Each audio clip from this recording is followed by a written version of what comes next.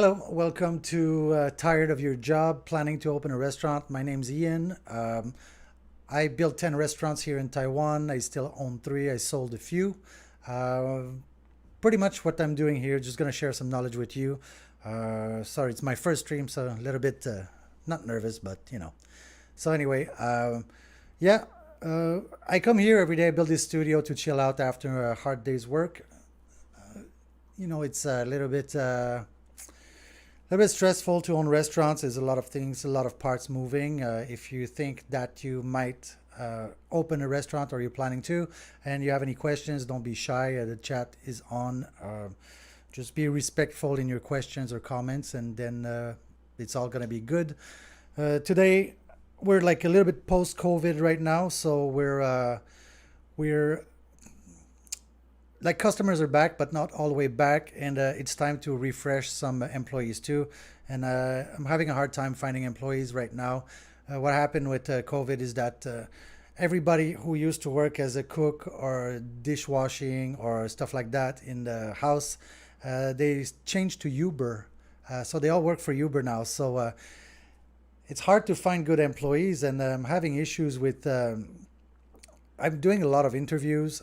I'm trying people. I give them like a 1 week or 2 week trials, and it's hard to find quality worker.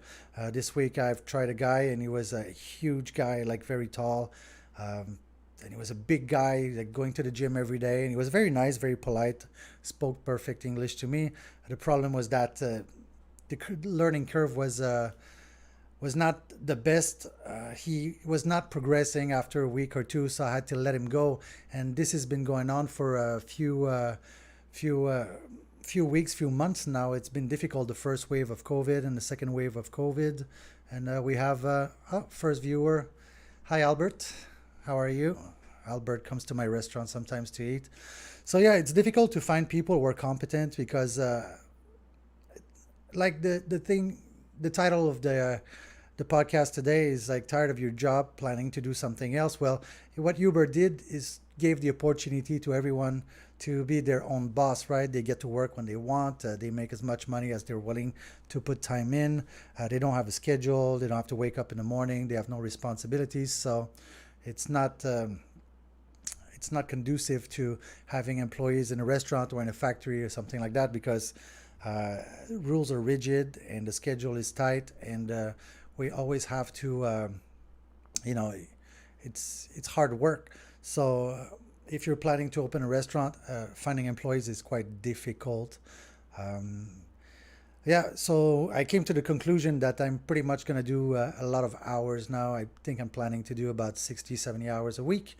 So I'm self-employed, which is great. So I can decide if I wanted to, I could shut down a restaurant, but I enjoy making money. I have cost, and post-COVID, I need all the money I can get, because for the last 2 months, we only did takeout, takeaway, and my restaurant is not best suited for that, because my food is like a bistro deluxe kind. So in that restaurant, takeaways were not the best. You know, if you're gonna spend like 15, $20 for a meal, you'd like to sit down. In my other pizza restaurant, it's only takeaway and delivery. So that restaurant backed my restaurant, their business, well, my business. My wife is there. My wife's incomes like doubled or tripled, but it's still only pizza, so it's not high priced item, it's small priced item. So she made enough money to cover my side of the business. And I wanted to stay open because I didn't want to fire my employees. I wanted to keep my employees, and they've been with me forever. So I didn't feel like shutting down. You know, they bought houses. Some of them I've known them since they were 16, and they're still with me. So I didn't feel like shutting down. It would have been cheaper if I just shut down the restaurant and reopened 2 months later. But you know, it is what it is. Yeah, so the process of finding people right now, what's happening is that I'm doing probably 50 phone calls to get one, two, or three interviews. Out of those three interviews, I get maybe one tryout. So every week it's like one tryout, and it's not panning right now.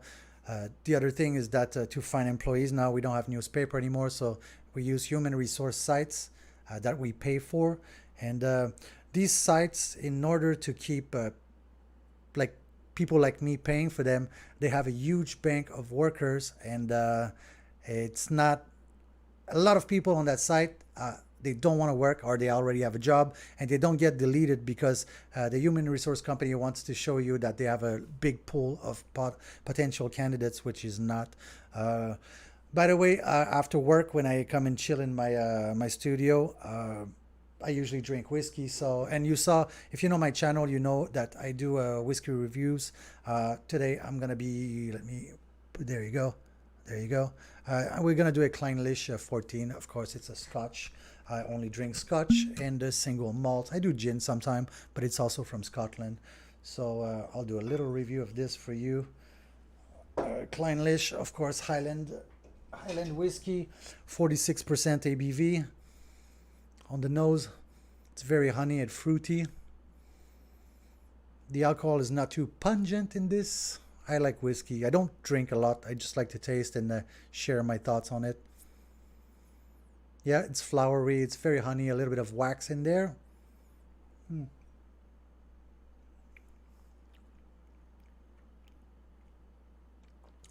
little bit of white pepper on the back. I'd say cooked fruits, macerated fruits in there. So anyway, I'm still going to drink and still chat with you. So like I was saying, it's difficult to find good people right now. Oh yeah, I was saying about the human resource thing. We will call or email 100 people, and then we get like maybe 5 answers back. And every phone call that we make, most of the answers, I'm not looking for a job right now. So we're having fights with the human resource company, and they say they're going to look into it. And then they say, oh, don't worry, we will give you 1 or 2 months extra for free. But at the same time, I still have to pay for a service, and I have to pay an employee to find employees. So it's kind of a mismatch here. Plus, when I get employees in, I try them, I still have to pay them, right? So it's difficult to find good quality. It's giving me I'm scratching my head, as you can see. Probably losing some hair on top too. Yeah, and like I said, there's no more newspaper anymore. So what we end up doing is just try as much people as we can, and I spend as much money as I can, I guess. And learning curve in the kitchen. If you're planning to open a restaurant, right, the learning curve, if you're a chef, you're good, you're gold. You have different problems than that. If you're not a chef, it's going to be a big hiccup, a big headache for you, because if you can't run the kitchen yourself like I can, or like a professional chef can, then you're kind of stuck. You can't open, or you jump in the kitchen, or you promote somebody to a position where they're not ready to be at, and then the quality suffers. If your quality suffers, the speed of service suffers, then your customers suffer, and if they suffer, well, they're not coming back, right? Or they give you terrible reviews on Google. My Google reviews, it's the only review I care about. I think I have a 4.5. I think I'm the best rated restaurant in my city, and I really care about this. When I get like a 3-star review, it freaks me out. I just go like, all right, let's reevaluate everything. So like I was saying, if you plan to open a restaurant, it's great. Being self-employed is awesome. I've been doing this since I was 12 years old. I would not do anything else. Just reminding you that the amount of hours that you're going to be putting in, it's not going to be a 40-hour week. If you're planning on a 40-hour week, tough luck. It's not going to happen. Also, there's only so much you can delegate once it's your money, right? Let's put it that way. When it's your boss's money, you have expenses, it's all good.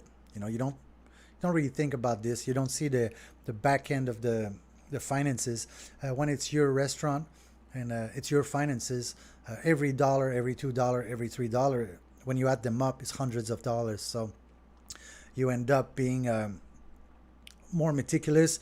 And for example, if I can find like a part-time for 10 hours and I have to pay him, let's say US dollars, like $15 an hour, or I work those 10 hours and I keep those those $150, you do that times 4 weeks, right? It's a lot of money. We're talking $600 here that I can keep to myself. So that's how the hours are piling on. Thanks, Albert. I see that Thanks for a nice message. It's very nice of you. Uh, and thanks for watching. I think you're the only one. So, boom. Anyways, first stream, first live stream. So we'll see what happens. So, like I was saying, putting in the hours is part of the work. Usually, for me, because I manage my multiple restaurants, my work week will be about 50 to 60 hours plus what I do at home, plus what I plan. Like when I'm in my car in the morning, I plan my day, I schedule stuff, I make phone calls. It's not all intense hours, but it's a lot of hours. If you add them up, right, and you don't get like a paycheck for them, you just get, and you don't get a tap in the back. If you're good at it, and if you're lucky, your bank account will show result. But when you open a new place, your bank account doesn't show a result very fast, and plus you probably borrowed some money, took a loan, or asked your family for some money, so the stress is kind of intense. This whiskey is quite nice. Albert, what's the present? You put me like many smiley faces there. By the way, I don't stream for a living. I do this because I want to share some information with you. I think I probably have like 10 years left in me. So I thought it was time, while I still have restaurants, to share the knowledge. By the way, we're in my studio. I built this during COVID. I've got a drum set on that side. I've got basses on the wall, and my keyboard is on the other side as well. And I built this during COVID because there was no place to go and enjoy myself. All the studios were closed, so I decided, I already own a warehouse, so I've decided to build a studio. And if I was going to live stream, I couldn't really do it in my restaurant because with the microphones, all the compressors or refrigerator, air conditioning, and it was kind of too noisy. My microphone was picking up too much crap. And for example, when I do whiskey review in my restaurant, I will edit the video, put a noise compressor on it, and then I will do like a voice only. It's a lot of work and a lot of edit just to get rid of noise. And my time is kind of valuable right now. I don't have hours and hours to edit anymore, so I figured I'll just do it here while I chill down. Usually at that time I'll be playing drums or playing guitar, and yeah, I've got a few more guitars in the back there, as you can see. And yeah, I drink a glass of whiskey or two, and then I chill. So I figured I'll just do my live streams here. I installed a pretty darn good internet connection, so we should be okay. Yeah, so all right, so Albert goes, I'll bring you some, drumsticks. Thanks, buddy. I think I break like a set every week, so I bought a case of them, like 24, and I think I'm down to my last three sets, so there you go. Yeah, it's another thing you're gonna notice when you, what's that? Oh, the message on my arm is just discipline equals freedom. If you're gonna be in business, my friend, you gotta be very disciplined. Putting back putting things back to later doesn't really work in our business, because if it's not done, nobody's gonna do it for you. Hey, you're the last line of defense. You're the last guy responsible for everything. So you gotta show up and you gotta do the work. And if somebody's not cleaning the toilet, it's your job to clean the toilet. So there you go. So discipline equals freedom, meaning if everything is done, and then you're pretty much free to do other things. If nothing is done, then everything is hanging behind your head here, and it's not the best. Hey, by the way, thanks for being my first viewer. I appreciate it. At least I know somebody's listening to me. Um, yeah, so before you decide that you might want to open a restaurant or start a business, take that into consideration. Employees, restaurant employees, it's not their dream job, right? Mostly people are there while they study, or they're there until they find something better. People like me started when we were very young, and it was a dream to own a restaurant one day. And it was yeah, there was a goal behind it. It was not while we are looking for something else. And it pays off if you put the hours in it. I do archery, right? I reckon before I was ready to go hunting, I probably put like 5 to 10,000 hours of shooting on a target to make sure that I would be consistent and precise. I think it's the general rule of thumb. If you want to be proficient, English is not my first language, proficient. You need to put a lot of hours in, and you need to learn a lot of things here. Um, Besides that, after COVID, things are picking up. Business is quite good, actually. I think people are tired to be sitting at home and doing nothing. I know a huge portion of my customers are factory workers from the Philippines, and they've been locked down in their dorms for like 2 months. So when the green light was given to get out, well, my Filipino community came out with a vengeance. They came like they just raided my restaurant, which is great because, as you can imagine, the last 2 months were not great for my finances, and like I said, I kept on paying my employees, and there's no like social security in Taiwan. The money you get is the money you make. There's no net like in America where you get checks for staying at home. There's no welfare, no social security. There is no laid off pay. Uh, like if I fired all my workers, I would not have had to give them a severance pay because I'd have said you're just furloughed, you're not fired, and I didn't want to do that. I think it's not the best. Uh, Thanks, buddy. If you just thanks, Albert. If you watch the podcast, the live stream, I think I'm gonna do like a few every week. And if you have any questions about business, just ask. I know a guy. I hope you guys don't mind. I quit smoking. The plague of the cook, smoking and drinking. And I switched to vaping maybe 8 years ago, and actually my lungs are a lot better and my health is a lot better. So yeah, buddy, I hear you. Lockdowns were terrible for everyone, especially for you guys locked up in your dorm. It's the curse of the foreign worker, right? If you're in Asia, a lot of Filipinos work in the factories and they have to stay in the dorm, and pretty much the company sets the rule of what time they have to go in, what time they can get out, what time they work, and they have to respect the contract, right, Albert? So yeah.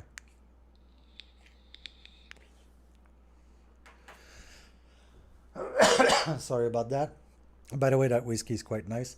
I think I paid 35 dollars US for this, or 1,200 here in Taiwan. So it's pretty darn good for the price, if you ask me.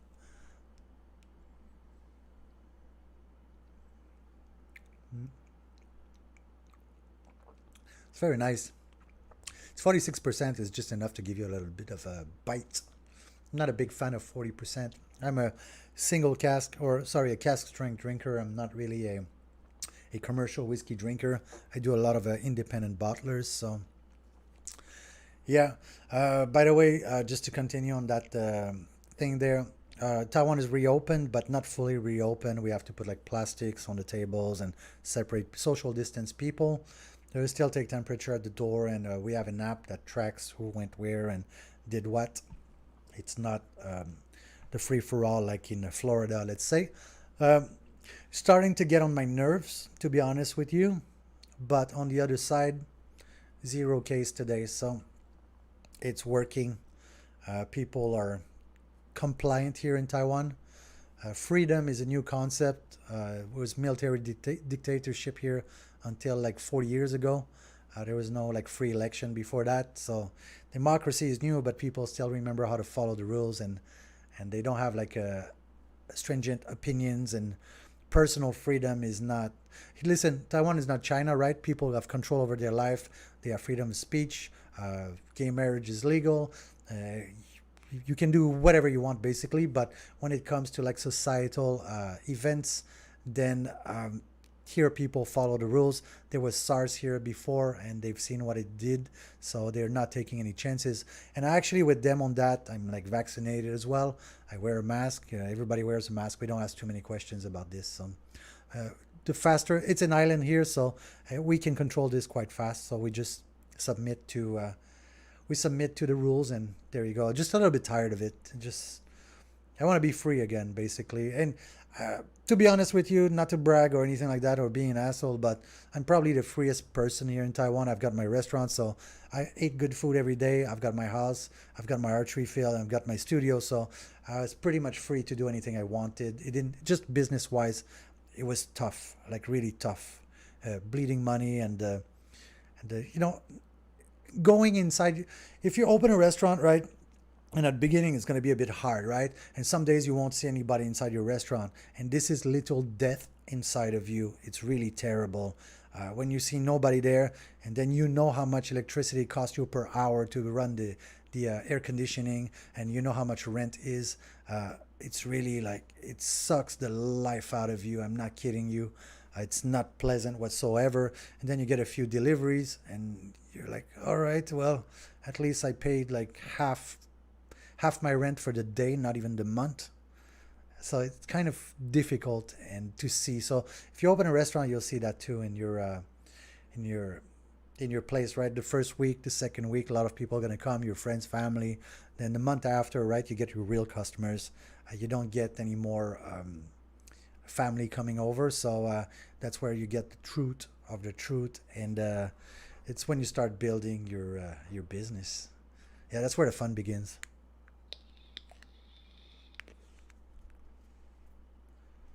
Yeah, it's a big step to move to a restaurant, to open a business, any business.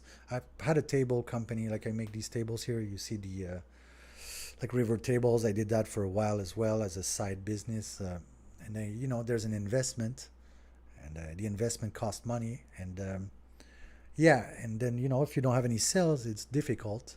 Um, yeah, it's a big step. If you're leaving security behind basically. A job is annoying, but you know what you're getting at the end of the month. Your salary is your salary. Your hours are your hours, so you can plan your life ahead, and you know exactly how much money you have to deal with. Uh, when you make the switch to owning a place, it's a different ball game. One week you can make it a lot of money, and the next week, who knows what happens? COVID happens, and then you don't know, so you have to plan far ahead. I see a lot of people, they open a restaurant and they put all their money in decoration, all their money in the best equipment in the world, and then the first month, second month, friends come over, they make good money, but after that, they don't make good money anymore, and they forgot to put money in the bank to roll your first 6 months. If a word of advice to you, um, put money in the bank. Like, I don't give myself a salary. I never gave myself a salary. If you open a restaurant or a business, listen, the only time you give yourself a salary is if you're using somebody else's money, or if you're using the bank's money, because worst case scenario, you go bankrupt and you still got paid. For me, I don't borrow money. I use my own cash. So I got to be careful to not burn through my cash. Like for example, at COVID, a lot of restaurants closed. Uh, for me, I just put money in the bank. I put money in the bank, and I don't party, and I don't buy like expensive cars, and all the money's in the bank for my retirement, or all my money's in the bank for worst case scenario, which actually happened. So like I was saying, a lot of people, they invest everything in decoration and the best stuff in the world, and they don't keep any money for the hard days or when there's no customers. So all the restaurants you saw there, well, their rents is still going even if they don't have customers, and they just couldn't cope with it. It's just too much, and they try to keep their employees for as long as they could, but even then they couldn't do it. So a lot of restaurants close. Sad for them, good for me, because less competition, I guess, in my sector of my my branch of food, I would say. Um, yeah, so that's one big word of advice for you. Put stash money in the bank. If you use your own money, don't give yourself a salary. Uh, the way I do it, I take the money I need. Like, I've been doing this like for 18 years here in Taiwan. So my shit is safe, right? My things are paid. I've got my house. I've got all my stuff, right? But even now, I don't really indulge in, like I said, expensive or luxurious. I've got a little Samsung watch here. I'm not wearing. I don't have Gucci shoes. I don't have Gucci bag. I don't do stuff like that. So uh, I take the money from the company that I need for my day to day, right? It's a reasonable day to day. I don't take money. I don't give myself a salary and spend all that, and then I think it's just not. I feel like I'm turning around on this, but I can't stress this enough. Just leave everything inside the restaurant. And what happens when you leave everything inside the restaurant? If your business is working great and you're having success, your pile of cash is going to go up, and then you get money to open another restaurant, and that's money you don't need to borrow from a bank or have investors with you to open another restaurant. So even if you open your first restaurant with a loan, or you open your first restaurant with some investors with you, you'll see partners, they don't last forever. It's like being married, I guess. uh, it happens, it works for a while, but after that, ideas diverge. And if you have the money to open a second restaurant, well, you can have the second restaurant that you own 100%, and you still have your restaurant that you own a percentage of, and then you can move on. So if something happens with the first restaurant, the second is working great, and the same deal applies to the second restaurant. If you put the money in the bank, then you save the money for maybe a third restaurant, or maybe start a franchise, or maybe another business idea. When I started this, I didn't think I would be in a restaurant business for 30 years, but I've been in it for 32 now. I thought I'd be done like after maybe 10 years, 20 years, and I'm still in it, and I'm still using the same model, right? Stack money in the bank for worst case scenario, save money to open a new restaurant. So even though I'm not really planning on opening new restaurants anymore, I think, then the finances are there to do so if I want to. Like the one now, the park that I opened 5 years ago, I was not planning on opening it, but I did, like on a whim, and I had the money, I was ready to do it. So you gotta have a backup plan, and find an exit strategy too. I built, like I told you before, I built 10 restaurants. Sorry. I built 10 restaurants, and I have an exit strategy for all of them. In my mind, a restaurant after 7 or 8 years, right? It's not new, it's not fresh anymore. You can renovate, but I'd rather start something new. I think the fun in being an entrepreneur is to actually build the business, operating the business. If you have done it as long as I have, is not really the fun part anymore. The fun part is to build and create. Working on a menu, I know what my customers want. I know where my menu's at. I change, I tweak stuff, but there's nothing grandiose anymore about that. When you build a new place with a new menu, new stuff, everything is super interesting. Everything is super fun. You try to make the math work. You try to make the number of employee work, the equipment that you're gonna need. There's a lot of stuff that you need to think about, and that's the fun part. Your mind is super active. Mm. Reminding you, today's drink was a Clynelish 14 single malt Scotch from Scotland. Awesome whiskey for the price. I think $32. Not a sponsor, but if you watch my videos, I have like 300 bottles of whiskey, so I figure I'd just share them with you while I'm doing this live stream. And we had one viewer, which is great. It's the first stream, so I'll get better. I'll get better at it too. It's like owning a restaurant. If you don't know what you don't know, you get better at stuff because you keep on doing and repeating yourself. So be ready to see me a lot. Yeah. Back to the employee thing. I think I have a new guy coming in tomorrow that we're going to try as well. He says he has experience, so we're going to see what's up. By the way, if you're planning to open a restaurant, when you audition employees, just drop it, give him an onion, put him in the kitchen, and tell you to do a macédoine of onion. A macédoine is a French term for a vegetable cut 1 cm by 1 cm. So basically, squares of half an inch by half an inch. And if he doesn't cut his fingers, well, at least he has experience with a knife. People, when they come to interview, they tell you the story of their lives. It's the worst part of. I'm pretty sure if anybody's out there running a business, I'm pretty sure for you as well is the same thing. Interviewing potential employees, it's the worst thing in the world. It's the worst shit. I just can't take it anymore. They come in, they of course they lie. Everybody lies. Everybody wants to get a better job than they had before, so they will tell you that they're here. In reality, they're here. They want to jump a step, which is fair enough, but you have to back it up, right? So. And then they begin with a life story. I worked there, I was a chef there, blah, blah, blah. Then you go through the resume, and then you see that they've been jumping jobs. When you see somebody jumping jobs, right, big red flag. And then you ask them, what do you jump jobs for? Oh, usually the story is, oh, the boss was not good there, or oh, I wanted to do something different. Or another red flag is like, I'm trying to learn as much as I can from different chefs. Uh, Here's the thing about that one. If you stayed with me for over a year, you would still not be done with me. I'd still have things to teach you. So when you jump 3 months, 6 months, right? You haven't gone through a chef like a proper chef. Some people they're apprentices for 5 to 10 years before they become chefs themselves.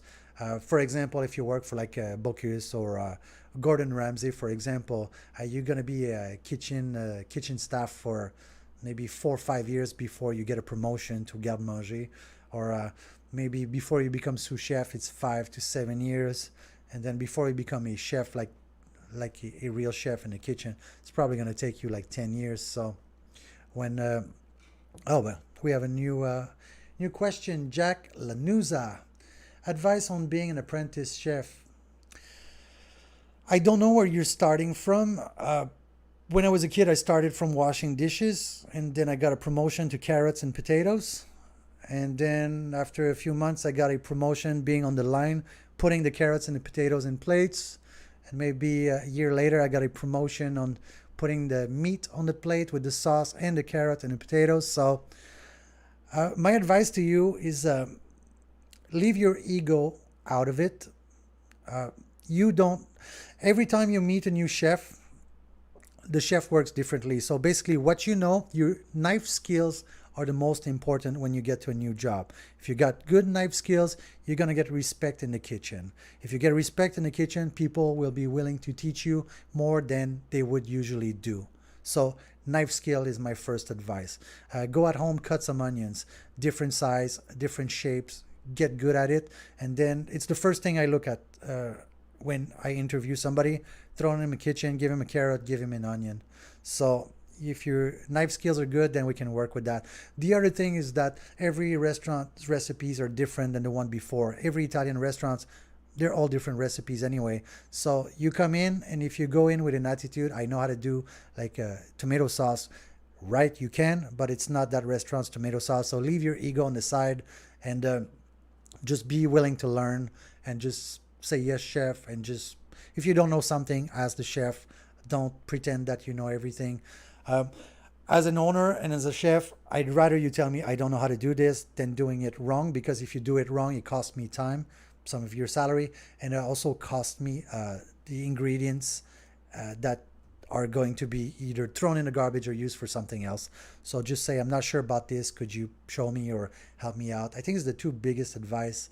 And a kitchen is a little bit like the army or a bike gang, right? When you're the apprentice, don't talk so much. Just, smile, work hard, do your job.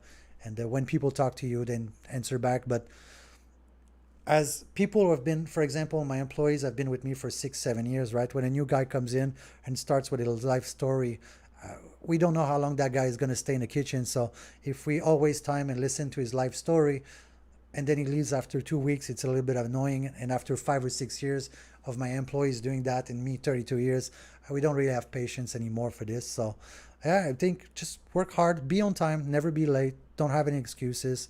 Knife skills, most important. Yeah, as an apprentice, knife skills. Buy some carrots at home. Make some, I don't know, find a dish with a lot of carrots, onions, and potatoes. And also learn how to peel potatoes properly. Wastage is the worst part in the kitchen. So if you peel potatoes and you do a lot of wastage, then people are just going to go like, that's a bit strange. So I hope that answers your question, Jack Lanuza. If you have any other questions, don't be shy. I think I've got the experience for this. By the way, still excellent. I remember as an employee when I was a kid in the kitchen, right?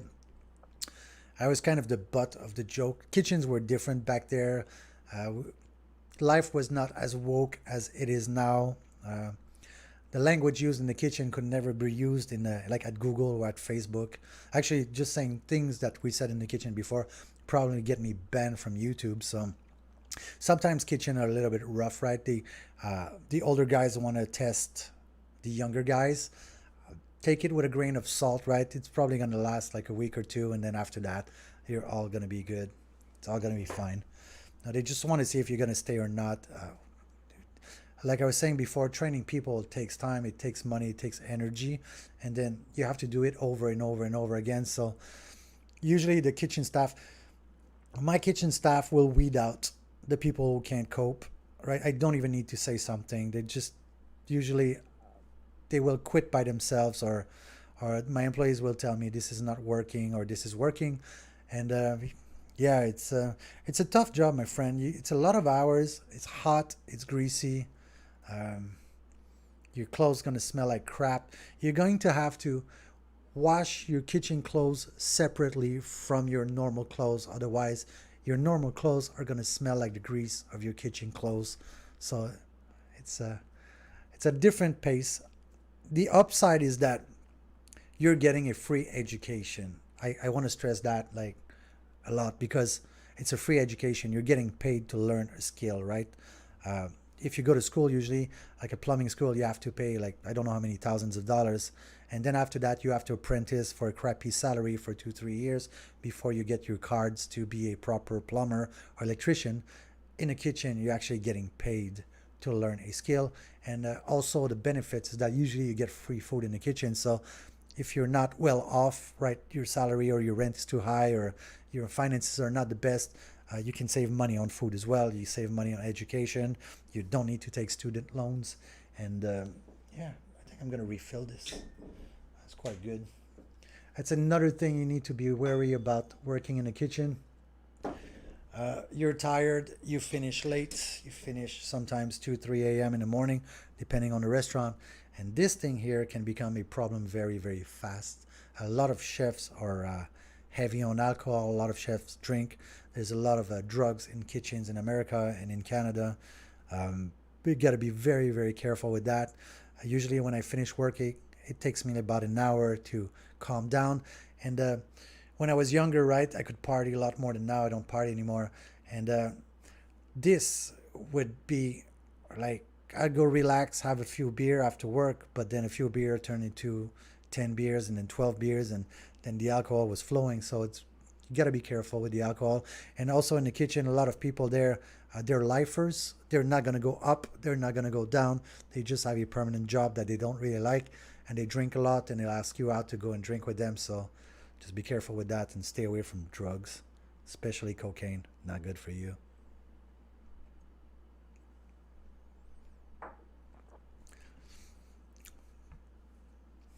Wow, that was nice. If you have any other question, Jack, don't be shy. Um, I don't know. I haven't been in a somebody else's kitchen in a long time. I don't know how it works now. I've always been like cool, not cool, but when we work, we work. You know, there's no please, no thank you. We just work hard, and then after that, we do a recap of what happened to improve. I don't know how it works now in kitchen. When I was an apprentice, right? You know, we have those metal, like those very long metal spoon. My chef was French, was actually Polish, but a French chef. He used to beat me with the spoon, so I think that's not acceptable anymore in the restaurant business. I think you'd actually sue your employer for this. Um, I don't really know how people operate in my kitchens. It's pretty much easy going, smooth going, and I'm not big on confrontation. It's not my thing. Even on Google reviews and stuff like that, I usually don't answer back to negative reviews. I think you're just putting oil on the fire. Uh, yeah, I don't like confrontation, even with customer in a restaurant, right? If there's something wrong, or even sometimes I think they're wrong, but I'll just roll with it because why make a scene? Why make a problem? Why lose a customer?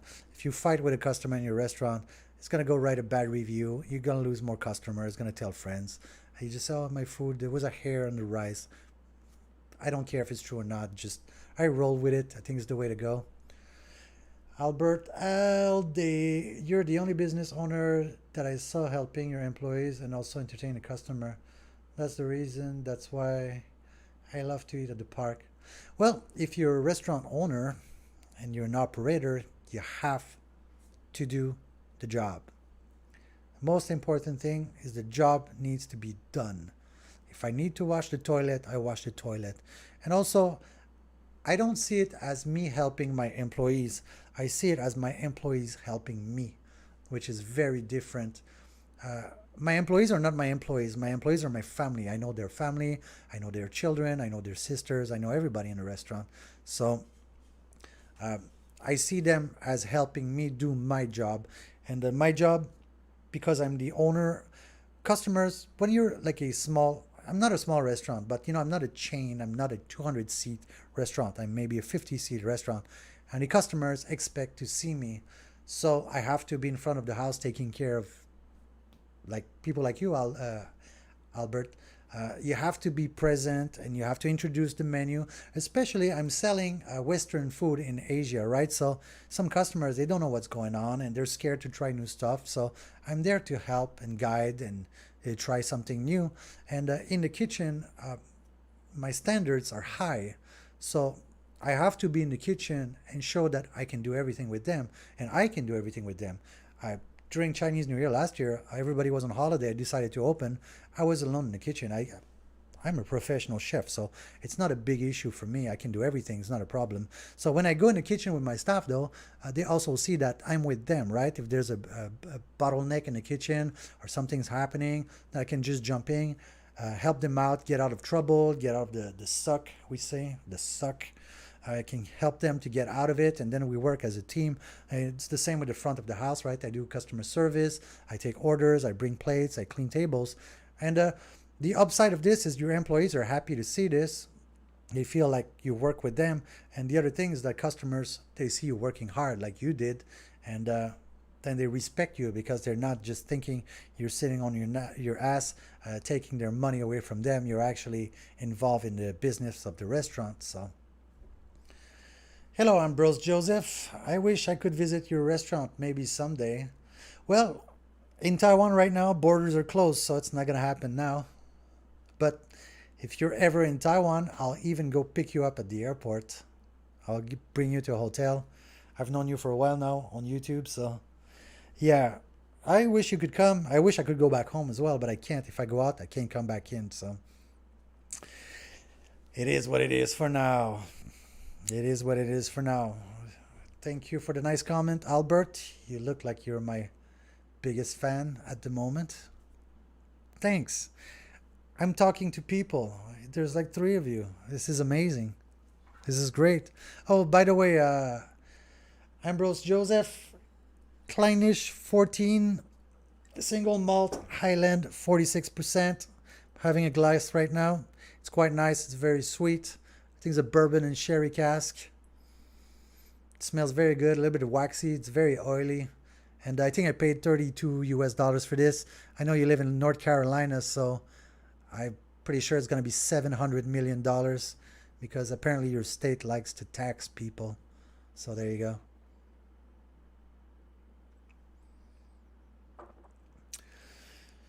Yeah, this is going well actually. Thanks, guys. Like seriously, I thought I'd be talking to my screen or my camera by myself. So thanks a lot for stopping by and taking some of your time and you know staying here with me. Yeah. Thanks. It's going way better than what I expected. Woohoo! Jack Lazuna, how to fix inconsistency with work performance. Sometimes amazing and sometimes not very good as a chef. How to find balance. Mind working against oneself, having control over one's mind and emotion. Well, that brings us to my other arm's tattoo. I don't know how to fix this. Okay. Nobody cares, work harder is my mantra. You listen, it's your business. You have to do what you have to do. Right? If you see something you don't like, if you're the chef, say it. And then fix it. If you're the owner of the restaurant and you have skills, say something and fix it. Consistency, I would say, if you make burgers and hot dogs, right? It's level entry food. If it's inconsistent, your burgers are not all cooked the same, it's not the same amount of ketchup in every burgers, you're screwing yourself. So If you go in higher grades of food, more expensive food like bistro or fine dining, um, everything gets more complicated. You have to say something, you have to do something. Um, if you're in as an employee, sometimes what happens is that that's good enough. It's going to be the excuse. That's good enough. For me, it's good enough. It's subpar. It's not good enough. The standard is the standard. If you got a picture in the kitchen of a dish, it should look like this. It should look like this. I'll give you another example. People make dishes, plates, and they don't wipe the side of the plates. Then you go like, there's fingerprints in it. You go like, why not? It's good enough. Well, your standards and your ethics will determine what is good or not good for you. As a chef, usually when you get promoted to chef, it's because you paid your dues and you have standards. When you begin in a kitchen as an apprentice, you need to look at the product that's going out. There are standards. If your chef needs to tell you this is not good enough, then you're not paying attention, or you're not working hard enough, or you just don't care. This is just an in-between job. For me, if it doesn't meet what I want, I don't send out. The dish will stay in the kitchen. I'll try to fix it, or I'm going to eat it later. It's not, for example, you do a bowl of pasta. Pasta's overcooked. I taste everything that comes out in my kitchen. Almost everything. My employees are good too. They taste what they cook. If the pasta is too soft, the pasta is too hard, it's not going out. Somebody will eat it later, or we're going to throw it in the garbage, whatever, if it's unsavable. So as an employee, if you want to become a chef, make sure you're consistent. Everything needs to be consistent. You cannot have a good dish here, an okay dish here, and a bad dish here. Okay dishes are not good enough to progress in a kitchen and get promotions unless you work as a union, and then you get promoted on seniority, and then that's why restaurants with unions usually suck balls, like terrible. That's why when you go to a ski resort, the food is always terrible. There's a union in the ski resort, and basically incompetent people can't be fired. So I think that answers how to fix inconsistency. Yeah, standards, my friend. Fix your standards high. Fix them very, very high. Don't just go like, yeah, it's good enough. And sometimes, yeah. The balance that you're talking about, mind working against oneself, this is all in your mind, right? Discipline is the most important thing in the kitchen. Consistency. If you have discipline, you're consistent because you won't cut corners. The thing is this, right? When it's time to clean the kitchen, it's nighttime, it's late, you're tired, you had a big service, you're at the end of maybe 8-hour shift, you're doing a 9th hour. This is where people break, right? This is why you get dirty kitchens everywhere. The employees are tired, they can't take it anymore. And then inside that kitchen, you'll find one guy who's not giving up, and he's going the extra mile. That's the person I will promote. That's the person I will send to, and maybe one of my other restaurants is higher grade restaurant. My kitchens are spotless. They're fantastic. They give me awards for them. Those are the people you want to surround themselves. Sometimes you have a new guy who's not the best in the kitchen yet because he hasn't learned, he doesn't have the experience, but he's not giving up on the last hour. That hour that everybody breaks, that's the kid you want in your restaurant. Most of my kids in my restaurant, they're not kids anymore, but I got them when they were 16, 17, now they're 25, 26, and they knew nothing when they came inside my restaurant. I taught them everything. But my manager, my girl in front, and my girl in the kitchen, and my boy in the back, they've been with me for a long time for that reason. I invested time in them. I gave them skills because they would not quit. So mind over oneself, I think is again, if you're there as a summer job from a college or a high school, then you don't really care. So you don't invest a lot of time in those people. They're just there to fill a hole in your restaurant. They don't really have good responsibilities. If you're planning to grow inside the company, inside the restaurant, go scrub in that corner where nobody goes. The chef will see it. The owner will see it. And then they'll give you more. I hope that helps you with that question.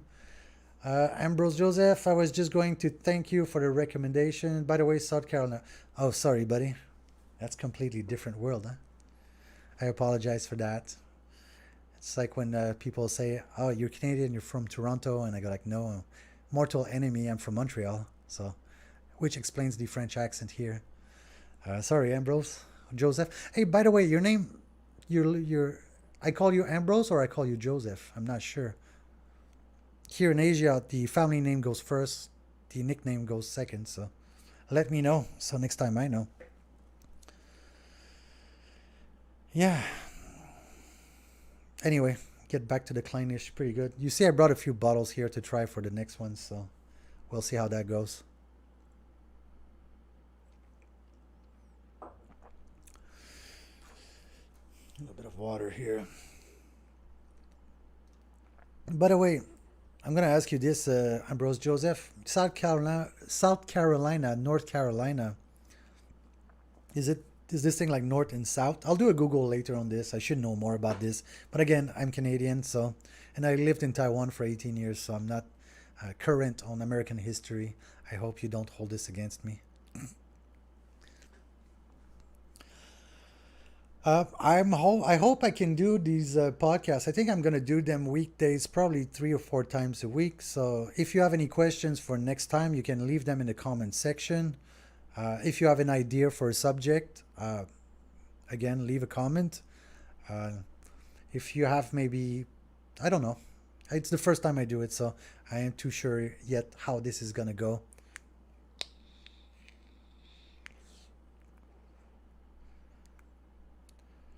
Joe, all right, Ambrose Joseph. The Kleinlich is $88, 99, $89. Hey, buddy, what's going on in your state? Here, I'll give you a good question. How much is the bottle in North Carolina? Are the taxes the same in both states? Can you cross the border, the invisible border, and just go buy up there? That's crazy, man. I already paid 1,200 NT for this here. Granted, I get the cost price, I get the distributor's price, but 35 bucks. That would be, and this is imported as well from Scotland, so, and it's been taxed already. That's a lot of money. But it's, listen, at that price point, I say under 50 bucks, I think is a, mind you, I live in a different price range than you, but uh, you're far away from the border, I guess. Yeah, for me, like I go like at 50 bucks would be like still a good whiskey for 50 bucks, but for 90 bucks, I'd go like, whoa. I probably should ship you bottles from Taiwan with the shipping and the duty to the US would be cheaper. Hey, that's a good question. If I ship you a bottle in South Carolina, you'll pay federal tax, not provincial, not state tax on this. We should probably check this out. I'll send you a bottle every month. You'll save a lot of money. Like seriously. I reckon a bottle shipping a bottle is what, $10, $12. The duty on this, the price of this is 30 bucks. So the duty on 30, do you even pay duty taxes on $30? It's a good question. Ah, where in America or can't get spirits in the mail because I can ship personal. I ship independent bottlers here in Taiwan from Scotland, so from England as well, and I ship bourbon from America. So, all right. I don't know if it's your state or it's federal. Ah, all right. PO box in the next state next to you. That's funny. Well, it is what it is, I guess. I remember when I was in Canada, we could only buy liquor from the liquor store, and they would tax the hell out of it as well. So like bottles, like when I was in France, what 4 years ago, I was in Paris. I was in France. I was in Carcassonne and Montpellier. I was buying bottles of wine for €3, and the same bottles back in Canada in my city in Montreal was like $17. I was like, well, something's happening here. I guess free healthcare is not free. I have a chance. That's Albert to send my item here. I don't know what a lambanog is. What is a lambanog? I guess that's Filipino language. Yeah,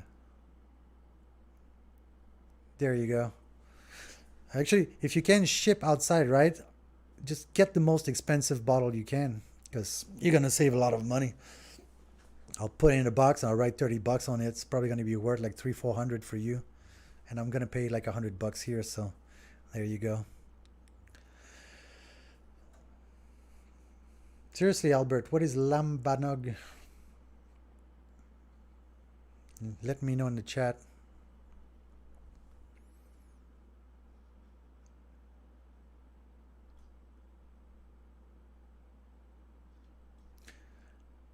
Oh, it's a gin. Lambanog is a gin made in the Philippines. Am I gonna go blind if I drink that?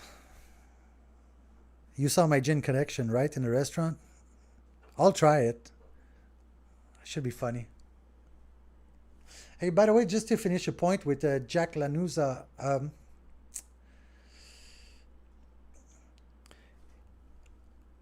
if you're going to be working in a restaurant, I'll give you a good advice. If you want to build more discipline, work out, go to the gym, go for a run in the morning, and don't skip a day. Don't care about rest day and stuff like that. Just go for a half an hour run every day. If you run, if raining, snowing, I don't know where you're at. So if you run half an hour a day on a treadmill, whatever, then discipline will just build. It will just grow on you. It will build itself. Build itself. Sorry, French first language. Right, just and work out. If you work in the kitchen, right, there's a lot of stress and you get angry and the emotions run high. And working out actually helps me stay cool. I used to not work out and I used to drink a bottle of whiskey every day. Now I work out and I drink a glass or two every day. So I think it worked out good for me. So yeah, work out because you're gonna be sweating and you're gonna be tired. And if you work out in the morning, it's just gonna bring you more energy for what you want to do. Listen, we're getting onto 1 hour, 56 minutes, 57 minutes. If you guys don't have any more questions for today, I think this is going to be the end for me. I think thanks for watching, guys. I think it was fun. I'm happy that at least 4 or 5 people watched. I hope that I see you again. Like I said, I'm gonna do this weekdays. Weekends, I'm a little bit busy, so I hope that I get to see you again. And like I said, if you have any questions, just leave them in the comment section. And if I need to do some research, if you give me time to do some research or prepare an answer, it's even better. I can do it on the fly, but being prepared is better than not being prepared. So I'll do a last one. Albert, your drink collection is heaven. Yeah, I know. Yeah. No, it's not a Sabian. The symbol up there is a Zildjian I that I replaced with a Zildjian K Sweet. Cool. Thank you, Joe. Thank you, Albert. Thank you, Jack. And I'll see you probably tomorrow or something like that. So thanks, guys. See you later. Have a good night. Or actually, have a good morning for you, especially Joe. I know it should be 10 a.m. at your place. So bye-bye, guys. Take care.